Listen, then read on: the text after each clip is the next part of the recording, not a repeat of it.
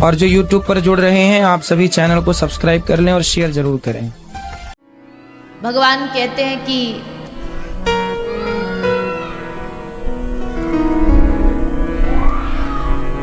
जब जब मैं कृपा करना चाहता हूं भक्त के ऊपर तो स्वयं नहीं आता, पहले अपनी लीला अपनी कथा उसके जीवन में भेजता। क्योंकि कथा क्या करती है, लीला क्या करती है? जैसे कि किसी गर्भवती महिला के गर्भ में बालक पल रहा है, समय भी निश्चित आ गया है शिशु के जन्म का, फिर भी प्रसव पीड़ा नहीं हो रही, बालक गर्भ से बाहर नहीं आ रहा, तो डॉक्टर क्या करते हैं, उसका ऑपरेशन करके उसे बाहर निकालते हैं। ठीक उसी प्रकार महापुरुषों का मानना है कि इस धरती पर जो भी पैदा होता है मनुष्य, उन सबके हृदय में कहीं ना कहीं भक्ति होती ही है। ऐसा नहीं है कि भक्ति नहीं होती। क्यों होती है? क्योंकि ये जीव भगवान का ही अंश है। चाहे वो कितना भी दावे कर ले कि मैं भगवान को नहीं मानता, मैं भक्ति भजन को नहीं मानता, मैं कथा वथा को नहीं मानता, कितने भी दावे कर ले, पर कहीं ना कहीं उसके हृदय में भक्ति है, छुपी है, बाहर नहीं आ रही है। तब फिर क्या करते हैं? बोले जैसे डॉक्टर ऑपरेशन करके बाहर निकालता है किसी औजार से, वैसे ही कोई साधु, कोई संत, कोई गुरु, कोई महापुरुष सत्संग रूपी औजार लेकर के हमारे हृदय में छुपी हुई भक्ति देवी को प्रकट करते हैं। कथा का काम यही होता है, कथा सुन के सब प्रकट हो जाए, मतलब सब मिल जाए, पर भक्ति प्रकट ना हो सत्संग सुन के, तो फिर इस सत्संग का क्या लाभ? हमने एक दिन पहले भी कहा था, कोई आपको कथा सुनाने इसलिए नहीं आता कि भैया आप उनकी वाह वाह करो, जय जयकार करो, धन दौलत दो, पर हृदय में छुपी हुई भक्ति प्रकट हो जाना ही सत्संग का सबसे बड़ा लाभ है। तो उन्हीं भक्ति महारानी की शरण में हम सब भागवत की शरण में बैठ करके भगवान की कथा रसामृत का पान कर रहे हैं। बीच बीच में कुछ चर्चा करते रहेंगे। अभी थोड़ा प्रसंग की ओर बढ़े, क्योंकि हमारे दिमाग की गाड़ी कुछ ऐसी है, जब बोलना चालू करती है ना तो फिर हमें याद नहीं रहता कौन सा प्रसंग अभी बाकी है, फिर जब चालू हो जाती है तो चालू ही रहती है, फिर उसमें कई बार प्रसंग रह जाते हैं। पर देखो हमारा मानना इतना है भैया कि प्रसंगों के बारे में तो अब मुझे नहीं लगता कि लोग कमी होंगे जो नहीं जानते होंगे। सबको पता है भागवत में राम अवतार, वामन अवतार, नरसिंह अवतार। ऐसा नहीं कि नहीं ये बोलने चाहिए, भागवत है तो बोलेंगे ही, पर विशेष लाभ इसका तभी है, ऐसी कौन सी बात बोलें, ऐसा कौन सा शब्द बोलें जिससे हमारी भक्ति देवी प्रकट हो जाए। अब वो किसी भी प्रकार हो, वही सत्संग है, वही भागवत है। तो भागवत के प्रसंग में कल हमने क्या क्या सुना, भागवत में किस प्रकार सुखदेव जी आए। सुखदेव जी अपने पिता श्री वेद व्यास जी के आश्रम में गए। व्यास जी को इतने पुराण लिखने के बाद भी संतुष्टि नहीं है। आप कोई भी कार्य करो और उसमें अगर आपको तसल्ली, हृदय को संतुष्टि ना हो, तो इसका मतलब है कि उस कार्य में अभी कुछ कमी रह गई है, अभी कहीं ना कहीं उसमें कुछ छूट गया है। कोई गायन करने वाला अपना गान करे पर उसको संतुष्टि ना हो, इसका मतलब है कि अभी कुछ जो दिल का निकलना था वो निकल नहीं पाया है। कोई माता भोजन बनाए, अब उसको खुद ही भोजन बनाने में संतुष्टि नहीं, बोले नहीं आज इतना मजेदार कुछ बना नहीं, तो खाने वाले के मन में कहाँ से संतुष्टि आएगी। तो व्यास जी कहते जब हमने पुराण लिखे हमारे ही मन में संतुष्टि नहीं हुई, तो फिर पढ़ने वाले के मन में कैसे संतुष्टि होगी। और हमने ये जो लिखा है ये इसलिए तो लिखा नहीं है कि बस हमारा नाम हो जाए। कई लोगों की लेखनी के दो उद्देश्य होते हैं। एक होता है प्रसिद्धि पा लेना, इसलिए लिख रहे हैं कि लोग हमें जान जाए। एक होता है लोक कल्याण के लिए जो लिखा जाता है, उस लोक कल्याण की भावना को लेके जो बोला या लिखा जाएगा ना, उसका परिणाम जगत में कई गुना बढ़ करके प्राप्त होता है। तब श्री नारद जी पधारे, नारद जी ने 4 श्लोक दिए और फिर श्री सुखदेव जी का आगमन हुआ और सुखदेव जी ने इस कथा को, कथा गंगा को, इस रस को सारी पृथ्वी पर प्रवाहित किया।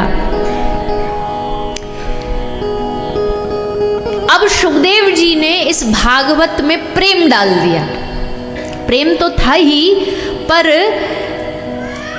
कोई भी क्रिया हो उसकी प्रधानता में प्रेम होना चाहिए। प्रेम नहीं होगा तो उस क्रिया का आनंद नहीं आएगा। खाने में प्रेम हो, खाने में भी प्रेम होता है क्या? हाँ बिल्कुल होता है। अब आपको होटल का भोजन, रेस्टोरेंट में आप जाएं, वहाँ का भोजन आपको 1 दिन खिलाया जाए, मज़े से खाओगे। 2 दिन खिलाया जाए, मज़े से खाओगे। 5 दिन ठीक ठीक खाओगे। 7 दिन, फिर धीरे धीरे 8 दिन, क्या लगेगा? बोलिए ना, क्या लगेगा? हाँ, अब चाहिए घर का खाना। और घर का खाना 8 दिन नहीं, 12 महीना भी खाओगे तो भी घर के खाने से उबोगे नहीं। क्या को? क्योंकि वहाँ होटल में जो बनाया जा रहा है, वहाँ ये ध्यान रखा जा रहा है कि इसको कैसा इतना टेस्टी बना दें, तेल डाल के, मसाला डाल के, कि ये कस्टमर बार बार आए हमारे और पैसा दे के जाए। वहाँ का उद्देश्य कोई आपको खुश करके आपको संतुष्ट करना नहीं है। वहाँ उद्देश्य है कि आप उनके कस्टमर बन जाएं। धनोपार्जन उद्देश्य, प्रेम नहीं है। इसलिए वो भोजन आपको संतुष्टि नहीं देता है। पर घर जो भोजन बनाया जाता है, घर की माताओं को थोड़ा ना तुम सैलरी देते हो, है ना माताओं? थोड़ा ना वो इस लोभ से बनाती है कि अच्छा बनाएंगी तो अब की बार महीने में सैलरी में बोनस मिल जाएगा। अरे बोनस छोड़ो, कई तो ऐसे घर के महापुरुष होते हैं कि बेचारी इतनी मेहनत से बनाती है, उसके बाद भी तेल ज़्यादा है, नमक ठीक नहीं है, ये वो नहीं है, ऐसा नहीं है, वैसा नहीं है। अरे तू बना ले फिर जाके, इतनी कमी लग रही है तो। देखो कितनी खुश हो गई माताएं। इधर से एक भी ताली नहीं आई, सारी इधर से आई है कि हमारी सिफारिश कर दी है। तो इसका मतलब यह है कि ये कह रही है कि तारीफ कर दिया करो बीच बीच में। जब भोजन बनाए तो थोड़ी प्रशंसा कर दिया करो। खैर, घर के भोजन में स्वाद इसलिए क्योंकि वहाँ किसी को स्वार्थ नहीं है। वहाँ किसी को आपसे धन नहीं चाहिए, कोई पद नहीं चाहिए, सिर्फ पेट भर जाए, सबकी संतुष्टि हो जाए, इस भाव से बनाया जाता है। इसलिए उसमें प्रेम होता है, प्रेम होता है। तो यही कारण है कि जब तक आप कोई भी क्रिया करो, उस क्रिया में जब तक प्रेम नहीं होगा तो संतुष्टि नहीं होगी। इसलिए सुखदेव जी ने इस भागवत में सबसे पहले प्रेम डाला। प्रेम मिश्रित इस भागवत को परीक्षित को सुनाए। प्रेम कहाँ से डाला? बोले जिसमें होगा वही तो डाल पाएगा, जिसमें प्रेम है ही नहीं वो डालेगा कहाँ से? तो सुखदेव जी को प्रेम प्राप्त हुआ है कहाँ से? पहले दिन जो आए थे, कथा में हमने बताया था, याद करो। सुखदेव जी ने कहाँ से भागवत सीखी? सुखदेव जी ने ये भागवत का रस प्राप्त किया श्री किशोरी जी से, श्री राधा रानी से, जो प्रेम की मूर्ति है, जो प्रेम का सार है। उन ऋषि किशोरी जी से प्रेम सुखदेव जी को मिला और उसके कुछ छींटे पड़े भागवत के माध्यम से हम सब लोगों के ऊपर। इसलिए भागवत प्रेममयी ग्रंथ है, रसमयी ग्रंथ है। और देखो, खोज के देखना, अपने मन से, अंतरात्मा से पूछ के देखना, अंततो गत्वा आपको किसी भी संबंध में ना, किसी भी दुनिया के रिश्ते में आपको चाहिए प्रेम ही। कोई अपना मैं दिखाए और हम तो ये है, हमने तो वो कर दिया, हमने तो ऐसा तुम्हारे लिए कर दिया, तो आपको उस रिश्ते में प्रेम नहीं लगेगा, खाली खालीपन सा लगेगा। पर जो संबंध, जो रिश्ता केवल आपसे प्रेम के लिए जुड़ा होगा, उस प्रेम में आपको रस आए, आपको सुख मिले। तो इसीलिए भागवत प्रेममयी है, रसमयी है। कलयुग का अंत, अभी एक वो लाली ने बड़ा सुंदर सुनाया ना, कितना बच्चों को ऐसे ही हमसे पूछा भैया ने कि एक लाली है, कुछ बोलना चाहती है। तो वैसे तो हमें थोड़ा कभी कभी डर लगता है, क्योंकि भैया माइक देना, कब क्या कौन क्या बोल दे, मंच की मर्यादा तोड़ दे। हमने कहा आपने सुन लिया? बोले हाँ हमको पता है। ठीक, अच्छा। तो मैंने कहा अच्छा है। कोई बालक, कोई कम युवा अगर थोड़ा धर्म की ओर बढ़े तो हमारा कर्तव्य है कि उसको लोगों तक पहुंचाएं, ताकि दूसरे बालकों को भी प्रेरणा मिले। तो खूब बढ़िया सुनाया, एक ही सांस में पूरा सुना डाला। तो अंत कैसे हुआ? अंत ऐसे ही हुआ कि कलयुग का आरंभ हुआ और द्वापर युग का अंत होता है। यानी भगवान जाते हैं धाम और कलयुग आ जाता है। क्योंकि जहां भगवान है, सब ध्यान से सुनिएगा, जहां कृष्ण है वहां कलयुग दूर दूर तक आ नहीं सकता है। क्योंकि जहां उजाला है वहां अंधेरा आ ही नहीं सकता। लाख कोशिश करे, उजाला उसको ढक देगा, प्रकाशमान करके अंधेरे को मिटा देगा। तो ठाकुर जी हमारे प्रकाश हैं, वो रहते कलयुग दूर दूर तक नहीं आ सकता। और अगर कलयुग में भी आप रह रहे हो ना, तो अगर अब कृष्ण ना भी हैं, आपको लग रहा है कि चलो भगवान तो चले गए, धाम चले, कृष्ण नहीं भी हैं, लेकिन आज भी जिस व्यक्ति के, जिस वैष्णव के घर में, जीवन में कृष्ण का नाम है, वहां कभी भी कलयुग प्रवेश नहीं करता।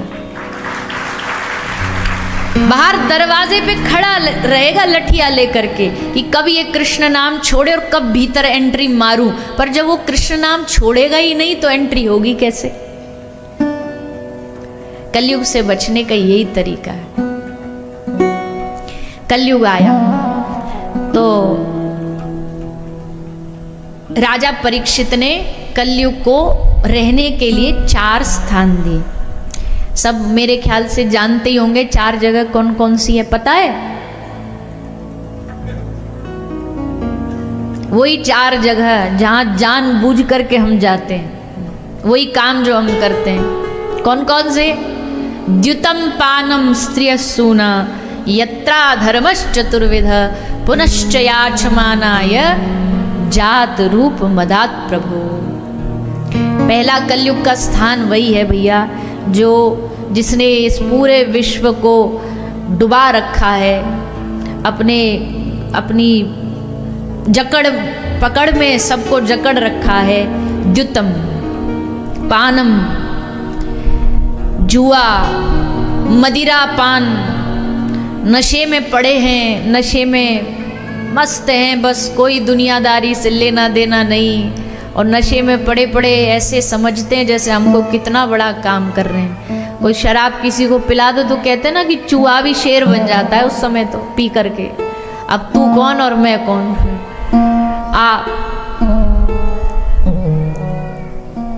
तो जहां भैया मदिरा होगी, शराब होगी, और शराब वाली जगह पर भी मत जाना।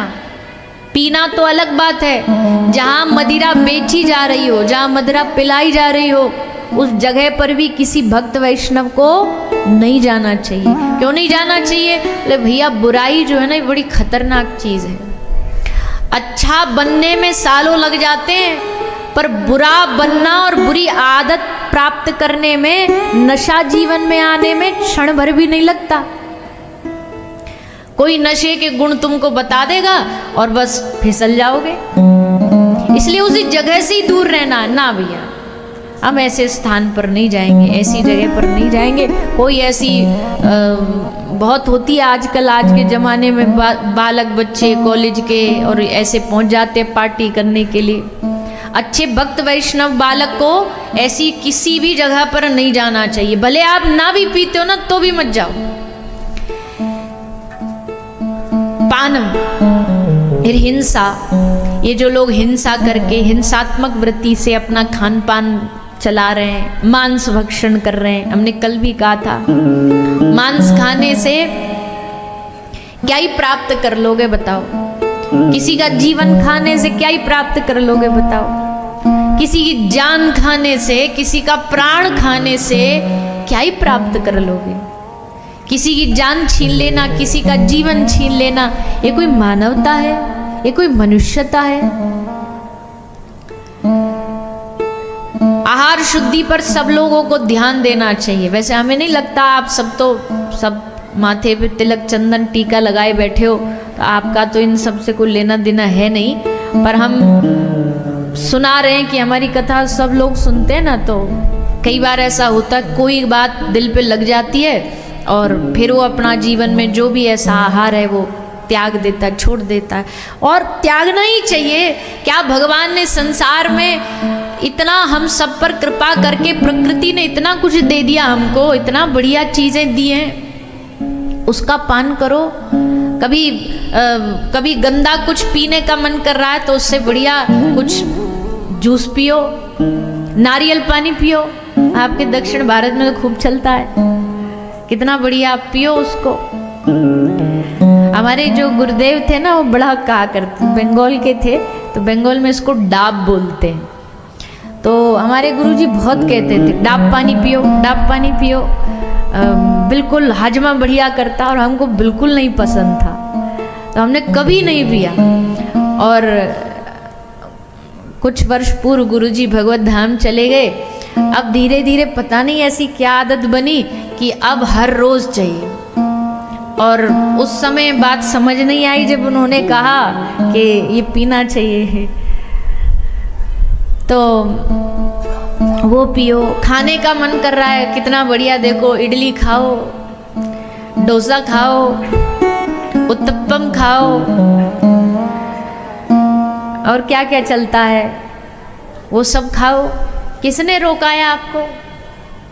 दाल भात खाओ, भजिया खाओ, सब कुछ है। भगवान ने इतना दिया है, प्रकृति ने हमें इतना दिया है कि तुम्हारा खाते खाते व्यंजन कम पड़ जाए, पर नहीं, हमें तो किसी की जान ही खानी है, हमें तो किसी का प्राण ही खाना है। ये कैसी समझदारी है?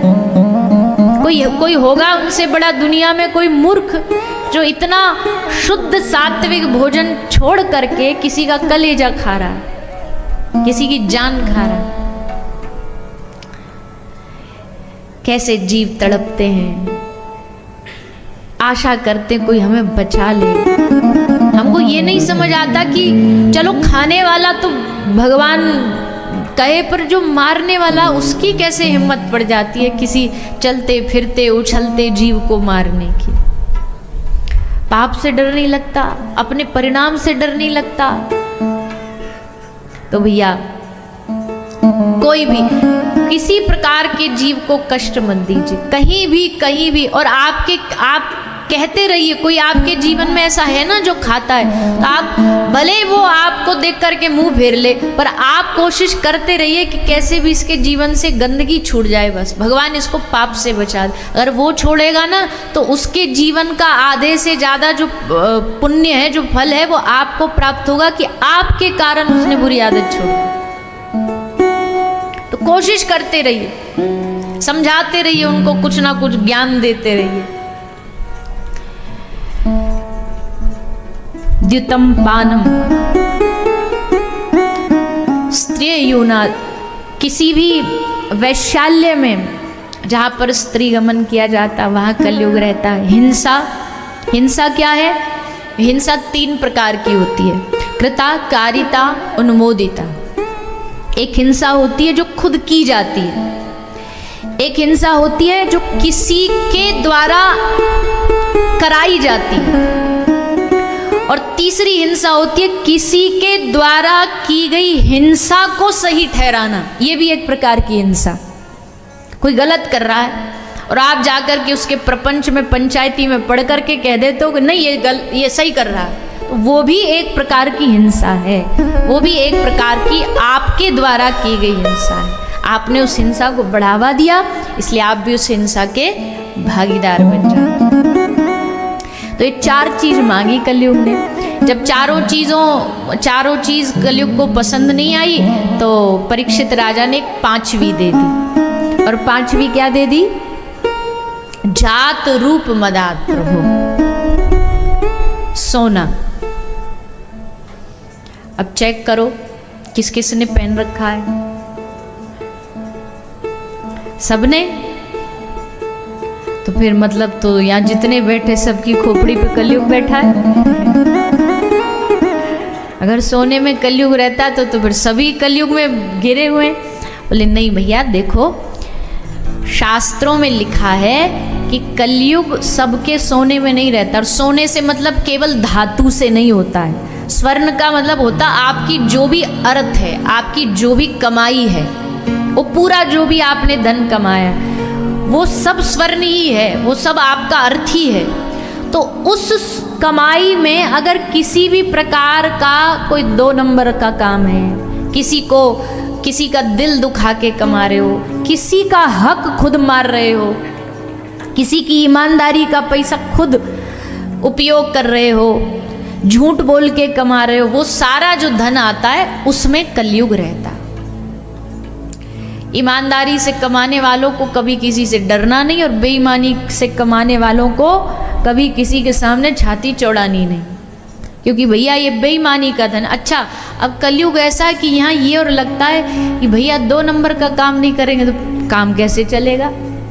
धंधा तो महाराज जी तभी चलता है जब थोड़ा इधर उधर कर लें, जब तक दूध में पानी न मिलाएं, जब तक थोड़ा बहुत गड़बड़ नहीं करें।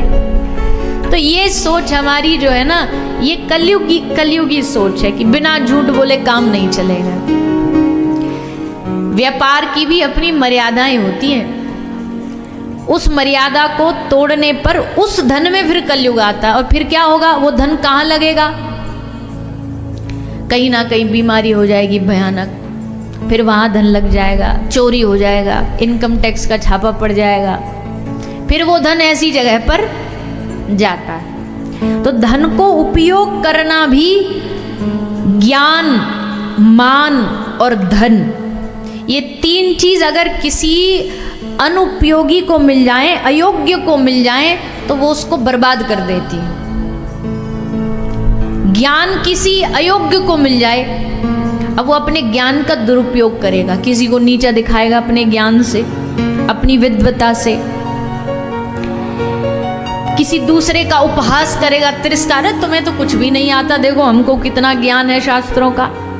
तो वो ज्ञान से दूसरे का अपमान करेगा। अगर अयोग्य को ज्ञान मिल गया तो मान, सम्मान किसी अयोग्य को दे दो, बहुत सम्मान किसी अयोग्य व्यक्ति को दे दो, तो वो उसको पचा नहीं पाएगा।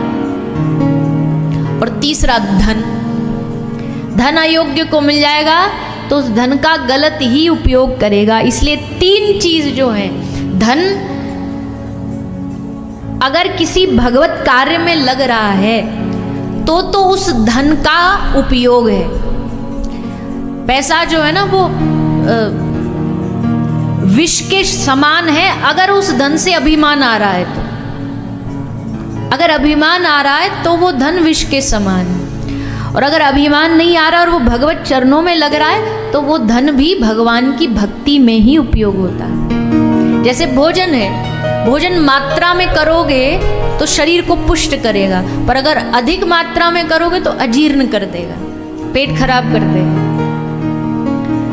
तो वैसे ही धन विष के समान बन जाता है जब वो हमारे अभिमान को बढ़ाता है और जब गलत कार्यों में उपयोग होता है। तो धन, मान और ज्ञान ये किसी योग्य को ही मिलना चाहिए, जो उसका उपयोग करना चाहिए। तो 5 स्थान कलयुग को दिए गए श्री परीक्षित राजा के द्वारा। अब कलयुग ने सोचा इधर उधर घर घर भटकूंगा, इससे अच्छा एक काम करता हूँ, जो मुखिया है, जो इस प्रजा को चलाने वाला जो राजा है, उसी के सर पे बैठ जाता हूँ, क्योंकि यथा राजा तथा प्रजा, जैसा राजा होता है प्रजा भी वैसी बन जाती है। तो राजा की बुद्धि को नष्ट करो।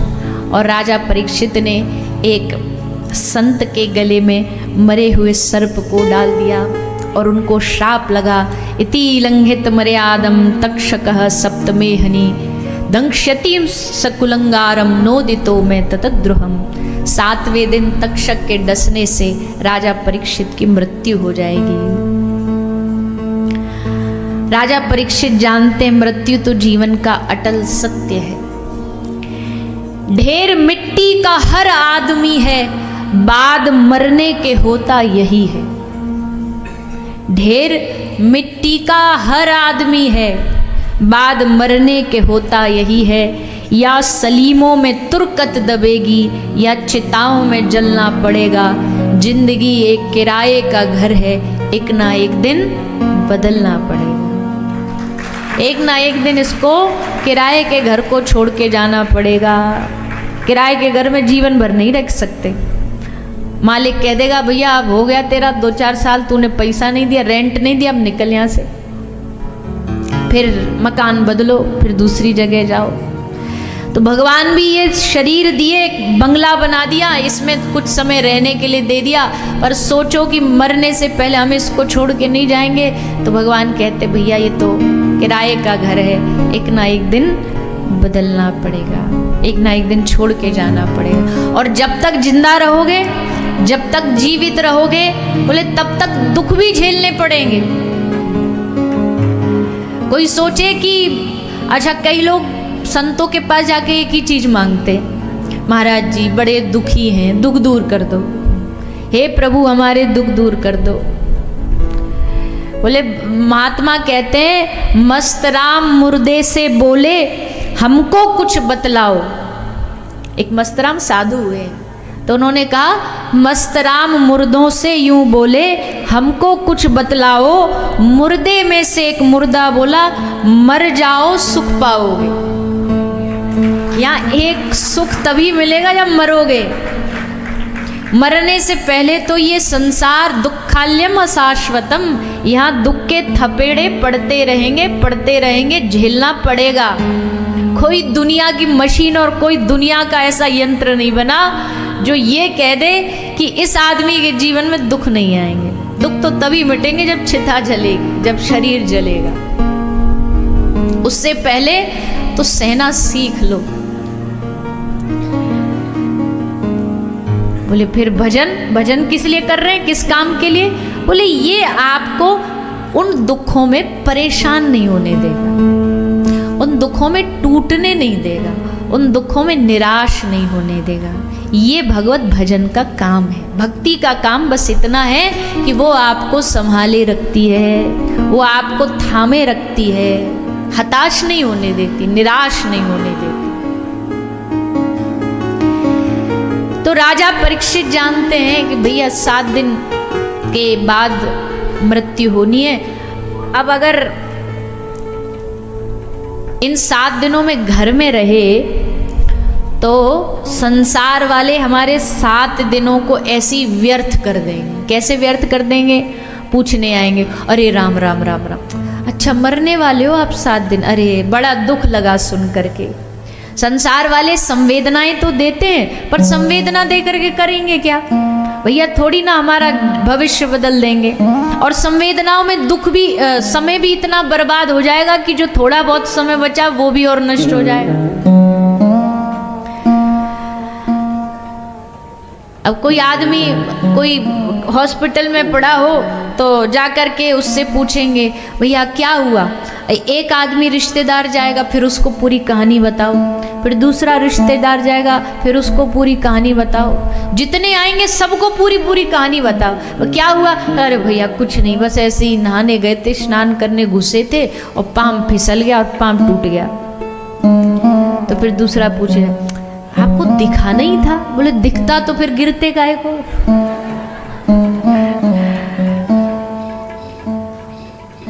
अच्छा अच्छा, दर्द तो हो रहा होगा। अब भैया टूटा है तो दर्द तो हो ही रहा होगा, पर अब वो कहते तो बेचारे संवेदनाओं के लिए ही हैं, पर अब एक कहानी किस किस को बताओगे, कितनी बताओगे? तो परीक्षित राजा ने सोचा कि बोले यहाँ घर में रहे ना तो सब रिश्तेदार इकट्ठे, अरे राम राम बड़ा बुरा हुआ आपके साथ, अरे 7वें दिन मरने वाले, इस समय इसी में बर्बाद हो जाएगा। पर अगर किसी साधु की शरण में चले गए तो 7 दिन को निराशा में नहीं, 7 दिन को उत्सव में बदल दे। साधु को मृत्यु को, मरण को उत्सव बनाना आता है। क्यों? संसारी कहेगा मर रहा है, पर साधु क्या कहेगा? मर नहीं रहा, इसका भगवान से मिलन का समय आ गया।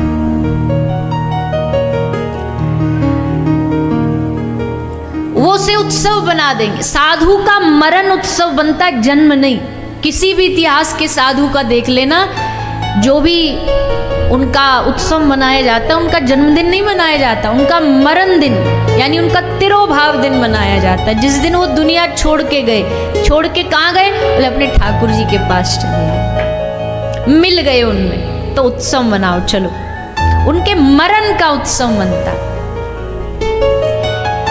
इसलिए सुखदेव जी महाराज राजा परीक्षित के पास आए। राजा परीक्षित के पास आकर के सबसे पहले सुखदेव जी कैसे हैं? 16 वर्ष के हो गए, पर इनको तन पर एक कोपीन, लंगोटी तक का भी ध्यान नहीं है कि हमारे शरीर का, जानबूझ के नहीं। कई लोग क्या करते हैं, बोल अच्छा वो ऐसा वैरागी, हम भी वैसे वैरागी बन जाते। ना ना ना, वैराग देख करके नहीं होता है, अपने आप स्वतः ही जो भीतर से प्रकट हो उसका नाम वैराग्य होता है।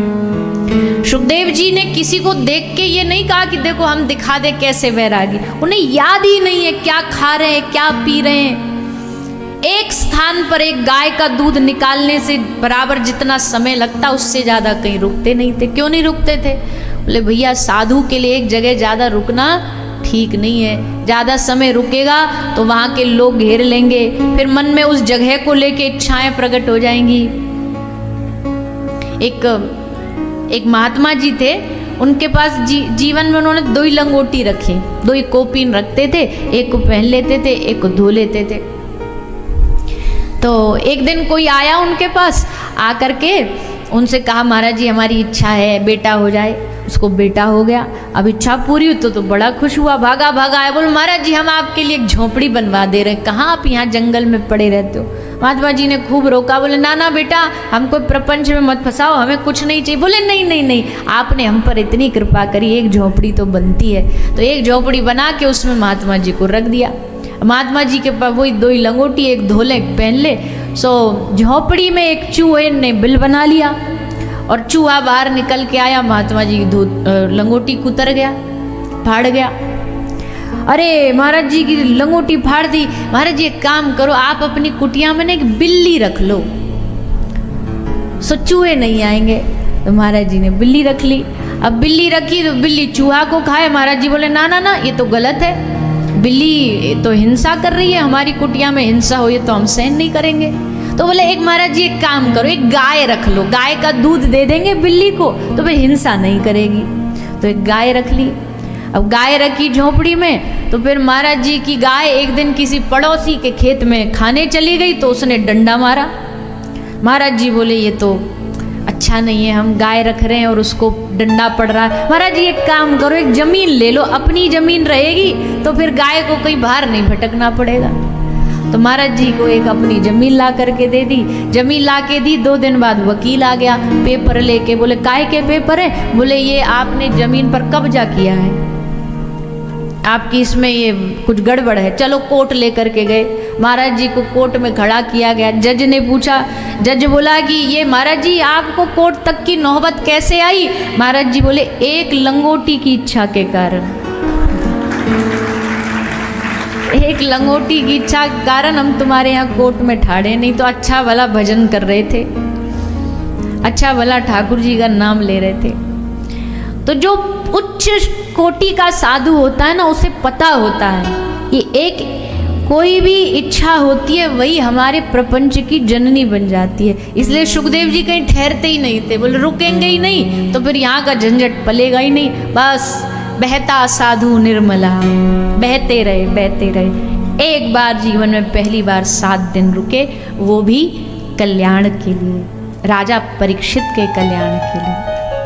हे राजन, ध्यान रखना, केवल तुम्हारी मृत्यु 7वें दिन नहीं है। इस संसार में जो पैदा हुआ है सबकी मृत्यु 7वें दिन निश्चित है।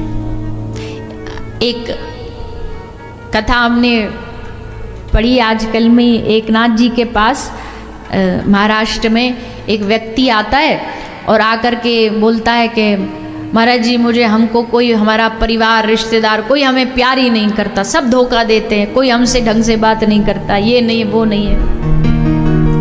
तो महाराज जी ने उसको हंसते बोला, अरे 7 दिन का जीवन तेरा बचा है, जितना बढ़िया तू जी सके जी ले, 7 दिन का जीवन है तेरा। अब उसने सोचा 7 दिन बचे जीवन के, अब तो महाराज घर जा कर के जिन पड़ोसियों से लड़ता था, सोचा 7 दिन का जीवन बचा, इनसे क्या लड़ना, हाथ जोड़ लेता। पड़ोसी बोले तो पूरा बदल गया, घर वाले, परिवार वाले, बालक, बेटा, बच्चे, बेटों से चें चें करता रहता था, तुमको ये नहीं आता, तुमको वो संभालना नहीं आता। पर जैसे बच्चे आए आज तो हंस करके बोला, भैया आप सब कुछ तुम ही संभालो।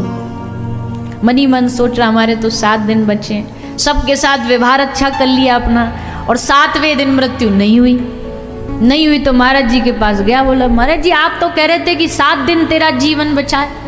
महाराज जी ने कहा, हमने ये कहा था 7 दिन तेरा जीवन बचा, ये थोड़ी कहा था कि इसी सप्ताह के 7 दिन, रवि सोम मंगल बुध बृहस्पति, किसी भी जीवन के इन 7 दिनों में एक दिन तेरी मृत्यु निश्चित है। और जब तू ये सोच लेगा ना कि इसी सप्ताह के किसी भी दिन मेरी मृत्यु हो सकती है, तो तेरा व्यवहार अपने आप बदल जाएगा।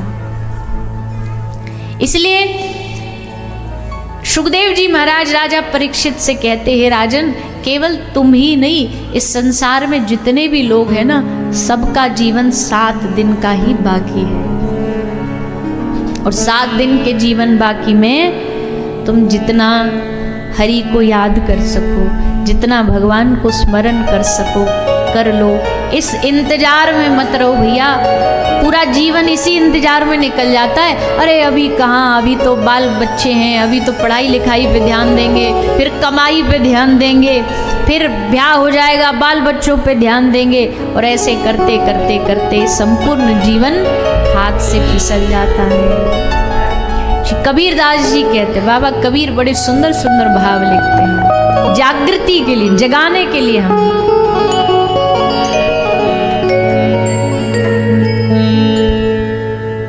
बीत गए दिन भजन बिना रे,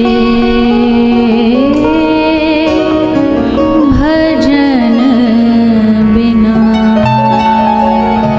बीत गए दिन भजन बिना रे, भजन बिना रे।